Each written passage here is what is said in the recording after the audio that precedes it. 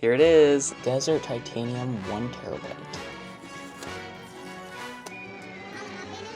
There is the new gold beauty.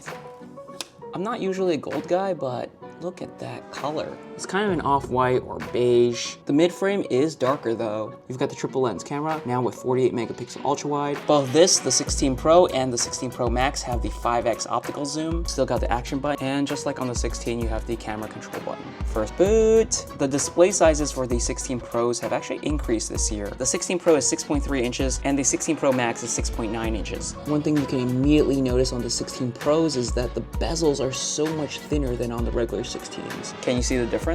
Here's a closer look. Also braided. Really wish these were color matched to the iPhone 16 Pros though. Some basic paperwork. No Apple stickers included in the box. So that's my unboxing for the iPhone 16 Pro in Desert Titanium. Let me know if you're gonna pick up this color or you're getting a different color.